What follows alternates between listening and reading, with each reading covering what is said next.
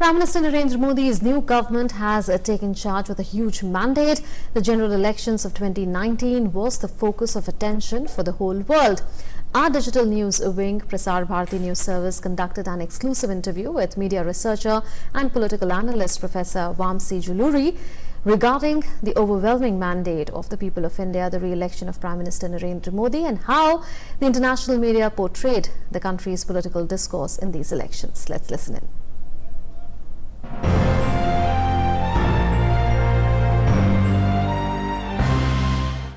So, Professor, how do you see this re-election of Narendra Modi in India, especially given just how decisive a result it was? I think this was a vote for Narendra Modi, as you said. The academics and the journalists debated endlessly whether this was about quote-unquote Hindu nationalism, an academic concept if there was one, or secularism and the future of the idea of India and all that. But I think this vote was for what the people of India saw in Narendra Modi. And I think what they saw in him essentially was an ideal of selflessness and service to others. And that was in contrast to this old model based on, essentially self-interest, identity-based self-interest, which was the Congress Party model. And, I think the only way to understand what people see in Narendra Modi is through this very indigenous concept called dharma, which does not mean religion or faith in the Western sense. It just means a sense of doing the right thing. And I think the sense of self that Narendra Modi brought with him was beyond the sort of narrow identity calculations that marked Indian politics up to now. So he was bringing in, I think, a broader sense of selfhood, whether it's people thinking of the vote as being a social good or a national good or a civilizational good, and none of them contradicting each other. So I think it's a vote for what people saw in him. And did the international media in particular call this election wrong in advance? Yeah. Oh, yes, and that's an understatement. Now, I have to say, since I'm a media researcher, it's my professional opinion that what the international media did in the last few months in their coverage of the Indian elections is nothing short of an abysmal professional failure on their part. And I think this has severely damaged their credibility, professionally speaking. So I've been looking very closely. I've written several pieces about the coverage of the Indian elections in the New York Times and the BBC and some other publications. And, it's really striking when you look at it carefully from a media studies lens. It doesn't sound like professional objective journalism where multiple viewpoints are represented and the reader can decide for himself or herself. That didn't happen. Instead, the way this coverage unfolded in much of the Western media and also some of the Indian media was really like a regime change propaganda playbook. So for example, the covers of The Economist and Time magazine with Narendra Modi, they were reminiscent, of the kind of hysteria we saw during the Iraq war in 2003. So there were times I was wondering, wait a second, are the US and UK at war with India? Why is this kind of hysteria taking place? It doesn't reflect what's really going on in India. So if I may just, add a couple of specific examples to that, I think the biggest narrative in the Western media for the last few months was about these so-called, cow murders, and the argument that there's an epidemic of Hindu fundamentalism in India, and Modi's party is trying to make India more religiously Hindu. That was a phrase on Netflix, and as a result, everyone's checking into everyone else's, diet and lynching people. Now, the reality, to the best of my understanding, is there is occasionally mob violence in India, which is very, very tragic and should be condemned. And a lot of it has to do with cows, but it's more about cattle theft. It's more about the previous government essentially having let loose a Wild West situation with these death trains to Bangladesh of cattle being transported. And there's a lot of cattle theft, and poor farmers, Hindu and Muslim, are essentially trying to prevent cattle theft, and a lot of that is being spun in the media, into this sort of a narrative.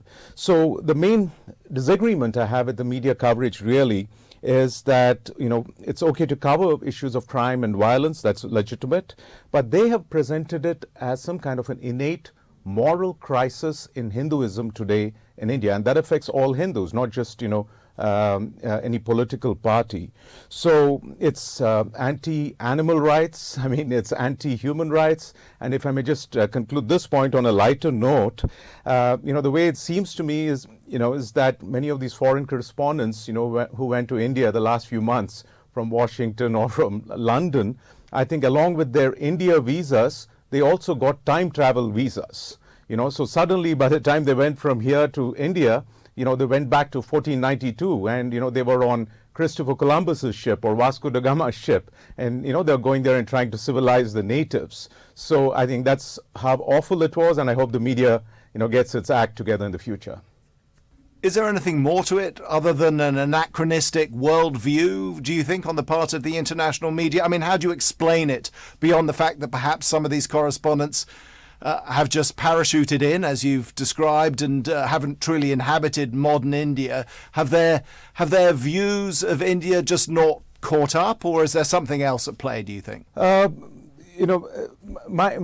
somebody who's in academia to a large extent, I think there is a crisis within academia too in the India story. The problem really is that, the kind of decolonization of the India story that should have taken place in academia, all these years really did not take place, but the political reality is driving decolonization in a way in India. So I think, a lot of paradigms, need to be re-examined at this time. So, in particular, this whole school of thought about South Asia, because in academia, we're all, approaching India through the lens, a theoretical lens, that was constructed during the Cold War. And the premise of this lens essentially was, US geopolitics against the Soviet Union, which saw the Pakistani military as a useful ally and the Indians as, cow-worshipping Hindus. So, as a result of this, I think, reality has moved forward in many, many ways, but academia is stuck on this, South Asia paradigm, which is really the theoretical face of the old, neocolonial Congress regime in India. So I think moving forward, newer conceptions like, the Indo-Pacific idea, which is more reflective of the pan-Asian civilizational spread of Indian culture historically, and the fact that, there is this essentially California where I live, is almost like an extension of, the Pacific and Asia. All these newer conceptions, I think, need to inform reporters as well before they parachute in. You mentioned a few international media outlets already, but let's pick up on a few of them. What role do you think the New York Times, Time Magazine and The Guardian in the UK played in perceptions? So I've looked fairly closely at New York Times and BBC, and of course The Guardian has been publishing these editorials, doing a lot of scaremongering. They did this before 2014 when Mr. Modi was elected the first time, and much of what they prophesied really turned out to be unfounded. And as far as the New York Times goes, I've been looking at their coverage of violence against India for the last 30 years, the terrorist violence, the Hindu-Muslim violence domestically, and it is incredibly one-sided. The headlines are skewed, the sources are biased so that they never quote essentially scholars from the Indian side or from the Hindu side in the case of Hindu-Muslim violence. And most recently in February on Valentine's Day, when a militant drove in a van with explosives and killed 40 Indian troops in Kashmir, the way the New York Times presented the whole thing was almost like an issue of domestic Kashmiri suffering, whereas it was a very clear case of Hinduphobia, a militant who recorded a manifesto calling Hindus idol worshippers and polities and cow urine drinkers, and killing them for it. It was a very, very clear declaration of religious Hinduphobia. And yet the New York Times completely sanitized that. They completely erased any mention of Indian casualties and suffering in there. So this is a very systemic I think propaganda campaign that's going on. And in the case of the elections too, as you mentioned BBC, the BBC presented several stories about one of the important issues that in the formation of the BJP, Mr. Modi's party, way back in the 80s and 90s, and that was the Ram temple issue in the northern Indian city of Ayodhya. And it's very interesting. I looked very closely at what the BBC says. It was mentioned about 4 times in the last 6 months, same in the New York Times. And in each of these reports, they almost never mention that the dispute is about a historic social justice issue, which is the mass destruction of thousands of Hindu temples during the Islamic invasions of India. Now, that is not mentioned, and all these reports essentially try to present this issue as a mythological belief that quote-unquote hardline Hindus have, or Hindu fundamentalists have, about Lord Rama being born there. So there is essentially an erasure of history that's going on. Another example, and our own NPR, which is usually a little more objective, did this too in its parachuting stories. They did a story on the name change of the city of Allahabad, and they did not once mention that it was a name change back, right? They were Indians, they were Hindus and others living in India before the Mughal invasions and before the Mughals came and put their names on our places. So, I mean, I'm not saying any of this to say that we should be angry today or, we can't live together in India anymore. Obviously not. We can live together and we will. But we need honesty in the discourse. We need truth. And I think NPR, BBC, the New York Times, they've all created this narrative. Again, this is the South Asia paradigm, which assumes that India was sort of a terra nullius till the Mughals came and, built civilization over there. So we are, I think, really looking at the reclamation of Hindu memory, even as we try to live together peacefully in the future. You've talked about out-of-date attitudes, a certain amount of Hinduphobia on the part of the international media. Looking things from the other end of the telescope, do you think India itself bears any responsibility for the way it portrays itself on the world stage? Yes, I have to say that India too has to take some responsibility for its inability to tell a story about itself. Now, to a certain extent, that's understandable because there's a lot of churn in the Indian public sphere today. There's a lot of different voices. There is an economic right wing, then there is a non-economic, more of a Hindu, Gandhian left wing. There's so many different voices all debating with each other.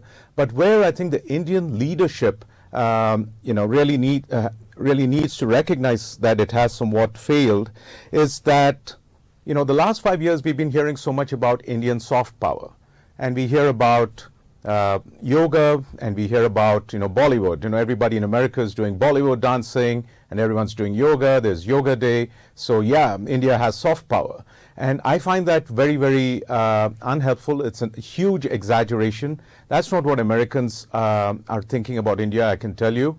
While people-to-people relations may be nice, the impression that I think Americans have got of India in the last few years, and I really hope Indian authorities and Indian intellectuals recognize this, is that every day in India, Hindu fundamentalist mobs are roaming around, looking into people's kitchens and, lynching people. And that's because that's the only thing really that the Western media has been publishing about India. So one example, if I may share, actually encountered somebody a month ago. This was soon after the very tragic bombings in Sri Lanka on Easter Sunday, and there was a New York Times story, supposedly an analysis of Pan-Asian nationalism or something, which began with a long paragraph about Narendra Modi and quote-unquote Hindu nationalism. And so somebody looked at that and said, well, look at these Hindu nationalists, look what they did in Sri Lanka. So there is a tremendous amount of misinformation that's going on with all the systemic media slander, and I think the Indian government needs to get over this idea that soft power just happens magically. It needs to recognize that soft power is not just about India's image and getting more business for India. It's really about protecting the lives and well-being of Indian citizens in India and around the world. And by extension, other brown people, South Asians abroad too, because the way Hinduphobia and Islamophobia operate in the world, somebody who gets angry and all riled up, it doesn't matter who they hate. We should be fighting the sources of hate, and I really hope that India gets its act together on this front. Well, you talk about influence. Let's look in the US political sphere a little bit in this context. Do you think the convincing Indian election result could have any impact in America's upcoming election results? And here I mean specifically in terms of the something of a rising force here in the United States. I think many Indians would like to think so, but my pragmatic view is that I don't think Indian elections would broadly influence the US elections in any way. But perhaps, Indian Americans will pick up on the anti-establishment spirit of the vote for Modi. I mean, it's a vote against 60, 70 years of Congress party domination in India. So maybe there will be a sense of recognizing that there is an establishment here which spans across both parties. So perhaps that kind of thinking will pick up a little more in the Indian American community here. On the straight bilateral front, what do you think the election result means for relations between New Delhi and Washington? I think it means that these new realities have to be recognized politically and in academia and in the media. So again, I think the Washington worldview was influenced very deeply in the Cold War era from the 1950s till the 90s or so. And even though in terms of security and trade, and of course in terms of people-to-people relations, things have really been better than that. We do see that in media and in academia. It's really Cold War, South Asia geopolitical thinking that's dominating. So the image I would like to present of where I think US-India mutual perceptions could go is again using the the label of the Indo-Pacific. Just like we can imagine the ring of fire all across the Pacific, right here in California and Asia. I think we can also imagine a ring of Dharma, which is the Hindu and Buddhist temples, South India, Southeast Asia, and and of course here in California. So I think if we start to see our connections, geoculturally in new ways as well, the spirit of this mandate for a new US-India beginning as well, I think that will also eventually reach into academia and media, and that is certainly my hope. Just finally, do you think that Prime Minister Modi, with some deft manoeuvring, can take advantage of this moment of particular friction in the relationship between Washington and Beijing? Is there some advantage for India there? Well, I think the biggest advantage Mr. Modi has is that he has democracy on his side, and he has a terrific mandate 2 times in a row, and the more he keeps returning to power with the popular mandate like this, the more it's clear that whoever or whatever is behind this disinformation campaign against him and against India, their credibility is in tatters. So I think even in this big three relationship of US, China and India, Mr. Modi certainly comes in with a certain kind of maybe a moral smile and spring in his step, because the people are with him. So he's going to make that speak, I believe. Professor, thank you very much for your time here on Doordarshan. Thank you.